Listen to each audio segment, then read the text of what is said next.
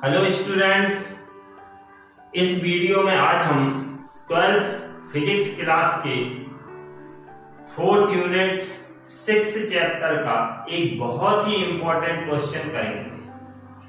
तो आज का टॉपिक है भंवर धाराएं।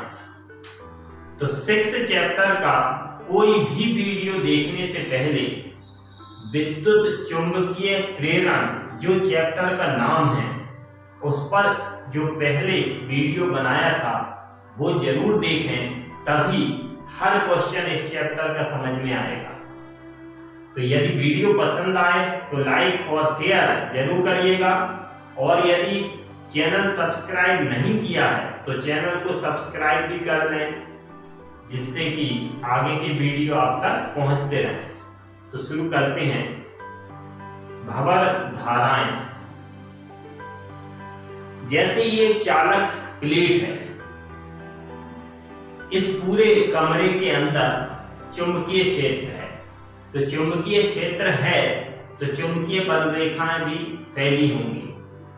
अब इस चालक को इस चुंबकीय क्षेत्र में हम गति कराएंगे, कैसे भी गति कराएंगे, दोलन भी करा सकते हैं।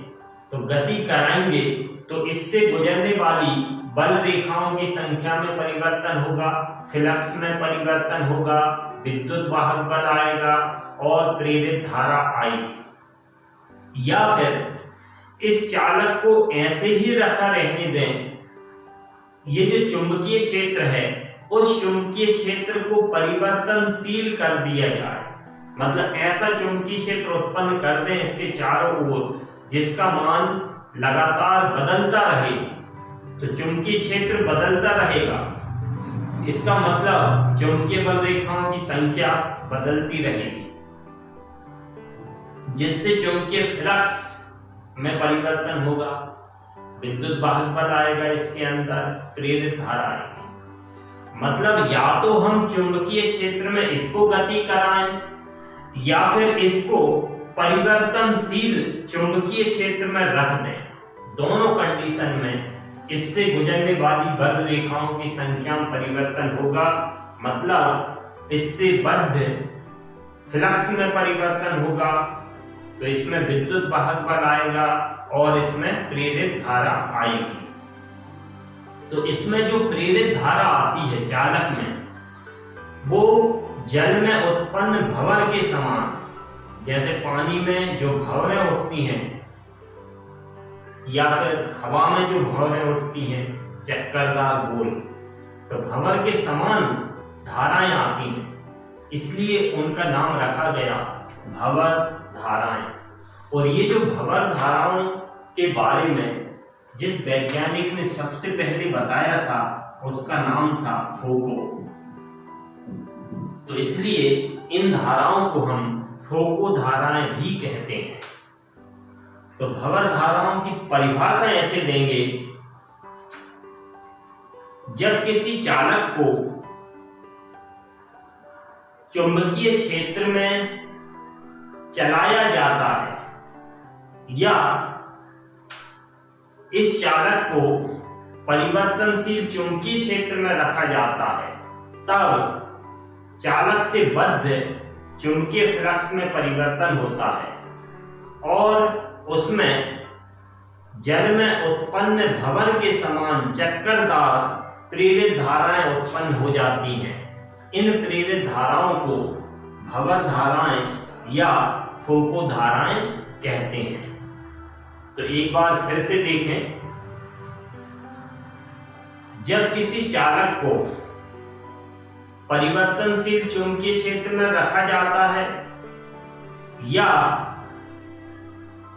चालक को चुंबकीय क्षेत्र में गति कराया जाता है, तब चालक से बद्ध चुंबकीय फ्लक्स में परिवर्तन हो जाता है, जिससे चालक में जल में उत्पन्न भंवर के समान चक्करदार प्रेरित धाराएं उत्पन्न हो जाती हैं। इन धाराओं को भंवर धाराएं या फोको धाराएं कहते हैं। अब हम भंवर धाराओं का प्रायोगिक प्रदर्शन करेंगे, मतलब प्रयोग करके ये समझाना है कि भंवर धाराएं आई हैं। तो प्रायोगिक प्रदर्शन भंवर धाराओं का। तो ये एक चालक प्लेट है, ये ऐसी लटकी हुई है, इधर बीच में ये धागा गया है, तो ये धागा है, रस्सी है, इससे ये प्लेट ऐसी लटकी है। और इधर ये जो यू आकार का दिख रहा है, ये यू आकार की फ्रेम है, उस पर तांबे का तार लिपटा हुआ है। तो ये विद्युत चुंबक है, जिसका एन ध्रुव है, ये एस ध्रुव है। विद्युत चुंबक मतलब ऐसी चुंबक जिसमें जब हम विद्युत धारा प्रवाहित करते हैं तब उसमें चुंबक का गुण आता है, और जितनी ज्यादा धारा प्रवाहित करेंगे वो उतनी ही पावरफुल चुंबक बनेगी, और धारा का मान कम करते जाएंगे तो उसका चुंबकत्व भी कम होता जाता है, और जैसे ही धारा का मान खत्म करेंगे तो उसका चुंबकत्व खत्म हो जाता है, मतलब फिर वो चुंबक नहीं रह जाती। तो ये एक विद्युत चुंबक है। इसमें एक कुंजी है, एक बैटरी है। अभी ये कुंजी बंद है, मतलब ये विद्युत चुंबक का काम नहीं कर रही है। तो ये तांबे की प्लेट है, इसको चुंबक के ध्रुवों के बीच में लटका दिया गया है। अब इसको यदि हम ऐसे पकड़कर छोड़ दें तो ये दोलन करेगी, और इसका आयाम मतलब वो अधिकतम एक साइड कितनी गई है, वो विस्थापन क्या कहलाता है, आयाम। तो उसका आयाम धीरे धीरे कम होगा और फिर वो रुक जाएगी। इसका मतलब जब कुंजी बंद है तब प्लेट में दोलन कराया और छोड़ दिया, तो इसका आयाम धीरे धीरे कम हो रहा है और फिर वो रुक गई। अब हमने दूसरी बार में इस प्लेट को फिर से दोलन कराया, और जैसे ये दोलन करना शुरू हुई कुंजी चालू कर दी, तो ये देखा कि ये प्लेट तुरंत रुक गई। पहले क्या हो रहा था, जब कुंजी बंद थी तो ये प्लेट धीरे धीरे रुक रही थी, लेकिन जैसे ही हमने कुंजी चालू की तो ये प्लेट तुरंत रुक गई। तो तुरंत रुकने का जो कारण है वो है भंवर धाराएं। इसका मतलब इस प्लेट के अंदर भंवर धाराएं आ गई थी, इसलिए वो तुरंत रुक गई। तो भंवर धाराएं कैसे आई, जैसे ही हमने कुंजी चालू की तो ये विद्युत चुंबक ने काम करना शुरू किया, मतलब ये चुंबक बन गई, और चुंबक बन गई तो चारों तरफ चुंबकीय क्षेत्र आ गया। अब चुंबकीय क्षेत्र में ये प्लेट दोलन कर रही थी, मतलब गति कर रही थी, तो इससे बद्ध फ्लक्स में परिवर्तन हुआ, प्रेरित धारा आ गई, तो जिसका नाम है भंवर धारा। तो इसके अंदर भंवर धाराएं आ गई। अब वो लेंज ने ये बताया था कि धाराएं, प्रेरित धाराएं जिस कारण से आती हैं उसी का विरोध करती हैं। तो इसके अंदर जो भंवर धाराएं आ रही हैं वो प्लेट की गति के कारण आई हैं। तो भंवर धाराओं की दिशा ऐसी होगी कि वो प्लेट की गति का विरोध करेंगी। तो गति का विरोध करेंगी भंवर धाराएं, तो वो उसकी गति को रोक देंगी। इसका मतलब भंवर धाराओं ने प्लेट की गति को रोक दिया था, इसलिए कुंजी चालू करने के बाद प्लेट तुरंत रुक गई थी। तो इसी डायग्राम की हमें पूरी थ्योरी लिखना है। तो क्वेश्चन ऐसे आता है एग्जाम में, भंवर धाराएं क्या हैं और इनका प्रायोगिक प्रदर्शन कीजिए, या एक ऐसे प्रयोग का वर्णन कीजिए जिससे भंवर धाराओं का प्रायोगिक प्रदर्शन हो सके। तो इसकी थ्योरी हम ऐसे देंगे। भंवर धाराओं के प्रायोगिक प्रदर्शन में एक तांबे की प्लेट है जो कि क्षैतिज अक्ष पर घूमने के लिए स्वतंत्र है। इस प्लेट को विद्युत चुंबक के ध्रुव खंडों N और S के बीच लटकाया गया है। जब विद्युत चुंबक में विद्युत धारा प्रवाहित नहीं की जाती है, तब इस प्लेट को दोलन कराने पर इसके आयाम धीरे धीरे कम होता जाता है और अंत में वो रुक जाती है। लेकिन जैसे ही कुंजी को चालू करने पर फिर प्लेट को दोलन कराने पर यह प्लेट तुरंत रुक जाती है।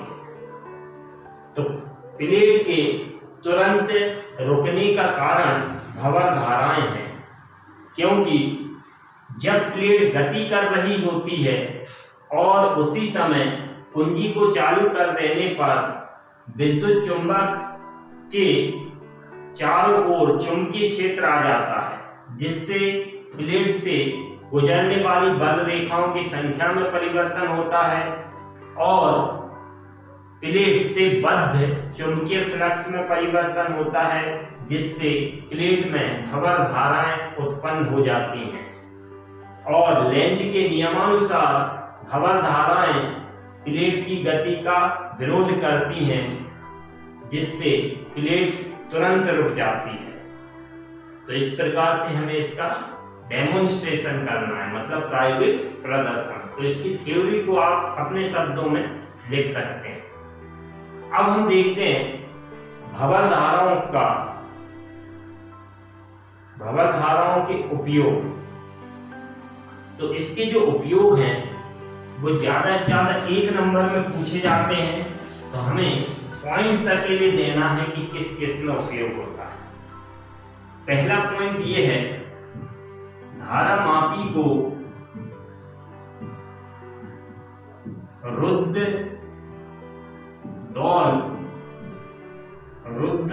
दौल बनाने में। दूसरा उपयोग यह है इसका प्रेरण मोटर में। तीसरा उपयोग प्रेरण भट्टी में। चौथा उपयोग हम लिख सकते हैं विद्युत ब्रेक में। तो धारा मापी को रुद्धदौल बनाने में, तो धारा मापी में एक चुंबक के 2 ध्रुवों के बीच में एक कुंडली रहती है आयताकार, वो घूमती है और उसमें जो कांटा लगा रहता है, धारा मापी बताया था पिछले वीडियो में, तो उसमें जो कांटा लगा रहता है वो रीडिंग पढ़ने के लिए घूमता है, एल्यूमिनियम का तार, जिसे संकेतक बोलते हैं। तो जब कुंडली में धारा बहती है, धारा मापी की कुंडली में जब धारा बहती है तो कुंडली घूमती है। तो जैसे मान लो ये कुंडली ये लटकी हुई रहती है, अब ये घूमेगी, मान लो इधर से इतनी घूम गई, तो अगर ये लटकी हुई है तो ऐसी घूम गई, तो अभी तो पकड़े हुए हैं, उसके बाद भी ये तुरंत स्थिर नहीं हुई, थोड़ी देर कंपन होता रहा, उसमें दोलन होता रहा, और धागे से बांध देंगे और फिर ये घूमेगी, तो जितना घूम गई उसके बाद भी, घूमने के बाद भी एक जगह नहीं रुकेगी, दोलन करती रहेगी। तो उन दोलन को रोकती है कौन? भंवर धारा। क्योंकि जैसे ये घूमना स्टार्ट करेगी तो इधर चुंबकीय क्षेत्र रहता है, तो इस कुंडली में भंवर धाराएं आ जाती हैं, तो वो भंवर धाराएं इसकी गति का विरोध करती हैं और उसको रोक देती हैं, फिर वो कंपन नहीं होते हैं, तो जितना घूम गई उतना घूम के फिर वो रुक जाएगी। तो रुद्ध दौल मीन्स दोलन को रोकना। तो धारा मापी को रुद्ध दौल बनाने में इसका उपयोग होता है। प्रेरण मोटर में क्या होता है, एक सिलेंडर रहता है, बेलन, इसके चारों तरफ चुंबकीय क्षेत्र ऐसा घूमने वाला उत्पन्न कर देते हैं। तो घूमने वाला चुंबकीय क्षेत्र उत्पन्न हो गया इसके चारों ओर, तो इससे बद्ध फ्लक्स में परिवर्तन हुआ, तो इसमें भंवर धाराएं आ गई। अब भंवर धाराएं आ गई तो वो क्यों आई हैं? क्योंकि ये तो स्थिर रखा है, जो चुंबकीय क्षेत्र गति कर रहा है उसके कारण आई है। तो भंवर धाराएं क्या करेंगी? चुंबकीय क्षेत्र के घूमने का विरोध करेंगी लेंज के नियमानुसार, लेकिन वो उसको नहीं रोक पाएंगी। तो क्या होगा, चुंबकीय क्षेत्र के साथ साथ ये बेलन खुद भी घूमने लगेगा। तो ये प्रेरण मोटर में यूज होता है। प्रेरण भट्टी में जिस धातु को हमें पिघलाना है उसको उसके अंदर डालेंगे और डालकर उसके चारों तरफ परिवर्तनशील चुंबकीय क्षेत्र उत्पन्न करेंगे, बहुत ज्यादा परिवर्तनशील। और चुंबकीय क्षेत्र जितना ज्यादा परिवर्तनशील होगा, इसके अंदर प्रेरित धाराएं उतनी ही पावरफुल आएंगी, उतनी ही ज्यादा प्रबलता की प्रेरित धारा आएगी। और धारा आएगी तो ये गर्म होगा, और धारा ज्यादा आएगी तो और गर्म होगा। तो ये इतनी ज्यादा धारा उत्पन्न हो जाएगी कि ये पिघल जाएगा। तो प्रेरण मोटर में, विद्युत ब्रेक में भी जैसे जो ट्रेन है उसके पहियों के पीछे ड्रम लगे रहते हैं। जैसे ये पहिया है तो इस साइड एक ड्रम, ये पहिया इधर ड्रम, लोहे के धातु के बड़े बड़े ड्रम। तो जब हमें ट्रेन को रोकना होता है तो उसके चारों तरफ, ड्रमों के चारों तरफ चुंबकीय क्षेत्र उत्पन्न कर देते हैं। तो ड्रम, जब ट्रेन चल रही है तो ड्रम घूम रहे हैं पहिए के साथ साथ। तो जैसे ही हमने उसके चारों ओर चुंबकीय क्षेत्र उत्पन्न किया तो ड्रम से बद्ध फ्लक्स में परिवर्तन हुआ, तो ड्रम में भंवर धाराएं आ गई। तो भंवर धाराएं ड्रम के घूमने के कारण आ रही है, तो वो ड्रम की गति का विरोध करेंगी और उसे रोक देंगे। तो इस तरह से ये हमें तो एग्जाम में अगर 1 नंबर का आता है तो फिर केवल ये हेडिंग लिखना है बस। भंवर धाराओं से हानि भी है। जिस चीज में भंवर धाराएं आएंगी, जैसे ट्रांसफार्मर है जिसमें भी किरोड यूज करते हैं, उसमें भंवर धाराएं आ जाती हैं। तो भंवर धाराएं ट्रांसफार्मर में आई हैं तो उसका जो किरोड है, किरोड मतलब लोहे का जो टुकड़ा, वो गर्म हो जाता है। तो हर चीज में जिसमें भंवर धाराएं उत्पन्न होंगी वो गर्म होगा। गर्म होगा तो ऊष्मा के रूप में कुछ ऊर्जा बेकार चली जाती है, तो ये हमारी हानि भी है। तो किरोड को पटलित, पटलित मतलब ट्रांसफार्मर का किरोड देखा होगा, ये पूरा ट्रांसफार्मर देखा होगा, एक चौकोर सा, उस पर तांबे का तार लिपटा रहता है। तो किरोड जो रहता है वो लोहे का जो टुकड़ा, वो एक ही लोहे का टुकड़ा सिंगल नहीं बनाते, पत्तियां एक के ऊपर एक पत्ती रख रख कर बनाते हैं। तो पत्तियां रख रख कर बनाते, एक पत्ती ली उस पर पॉलिश की, दूसरी पत्ती ली उस पर भी पॉलिश की, और पत्तियां ऐसे अटैच कर करके किरोड बनाते हैं, लोहे का टुकड़ा। तो पत्तियों से मिलकर बनाते हैं, तो उससे क्या होता है, भंवर धाराओं का प्रभाव कम हो जाता है और ऊष्मा के रूप में जो ऊर्जा की हानि होती है वो भी कम हो जाती है। तो उसे हम बोलते हैं पटलित बनाते हैं, किरोड को पटलित बनाते हैं। तो भंवर धाराओं से हानि में हम लिख सकते हैं कि इन धाराओं के कारण ऊष्मा उत्पन्न होती है और ऊष्मा के रूप में कुछ ऊर्जा का नुकसान हो जाता है। इससे हानि को कम करने के, भंवर धाराओं से जो हानि हो रही है उसको कम करने का उपाय क्या है, किरोड को पटलित बनाकर भंवर धाराओं का प्रभाव कम किया जाता है, और ये इसके उपयोग है। तो यदि वीडियो पसंद आया हो तो बेल आइकॉन जरूर दबाएं। Thank you.